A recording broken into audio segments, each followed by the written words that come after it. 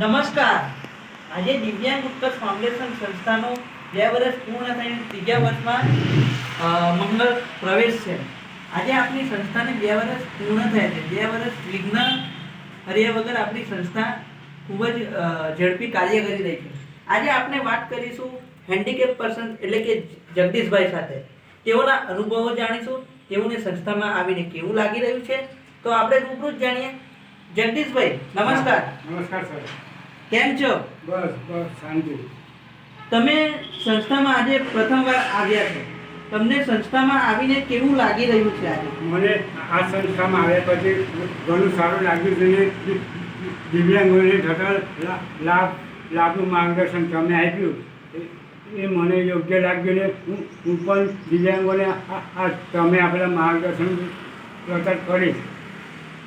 તમને સંસ્થામાં આવનાર સમયમાં સંસ્થા સાથે કેવી રીતે કાર્યરત રહેવા માંગો છો?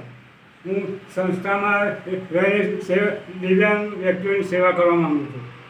તમને સંસ્થાના પ્રમુખ જયભાઈ પટેલનો સ્વભાવ તેમજ સંસ્થાની કામ કરવાની જે પદ્ધતિ છે એ તમને કેવી લાગી રહી છે? ગમી રહી છે કે નથી ગમતી? મને જય સરની કામ કરે પટેલ મને ખૂબ જ સારી લાગી, ખૂબ જ ગમી. એટલે હું જય સાહેબના કોન્ટેક્ટમાં હંમેશા માટે રહેવા માંગુ છું. ચોક્કસથી રહીશું. જેથી જય સાહેબના કોન્ટેક્ટમાં રહેવાથી બીજા દિવ્યાંગ લાભાર્થીઓને લાભ થશે એ હું ચોક્કસ ખાતરી આપું છું સાહેબ. તમે દિવ્યાંગોને શું મેસેજ આપવા માંગશો? હું દિવ્યાંગોને મેસેજ એ આપવા માંગુ છું કે દિવ્યાંગ વ્યક્તિઓ જ્યાં સુધી ઓફિસમાં આવીને ભેગા ના થાય ત્યાં સુધી સંગઠન ના બને ત્યાં સુધી બધું આમદમ રહેશે. એટલે હું એટલું જ કહેવા માંગુ કે બધા દિવ્યાંગો આવીને સંગઠન બનાવો ને ઓફિસમાં હાજરી આપો તો તમને જે અમુક લાભ નથી મળતા તે લાભ વિશે જાણકારી પણ મળશે અને તે લાભ પણ જય સર અપાવશે અપેક્ષા ને ચોક્કસ જ જય સર આવા લાભો આપવા માટે તટસ્થ રહે છે. આપણા માટે હાજર કાયમ માટે હાજર રહે છે જય સર. બિલકુલ.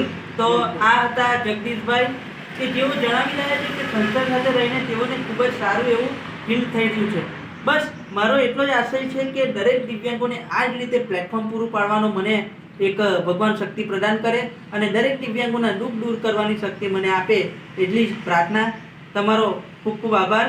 તેમજ જગદીશભાઈ તમારો હૃદયપૂર્વક આભાર વ્યક્ત કરીએ છીએ. અમારી ચેનલ દિવ્યાંગ ઉત્કર્ષ ફાઉન્ડેશનને લાઈક, કોમેન્ટ, સબસ્ક્રાઇબ તેમજ વધુમાં વધુ લોકો સુધી શેર કરો એવી આશા તેમજ અપેક્ષા. સંસ્થા પ્રમુખ જયભાઈ પટેલ.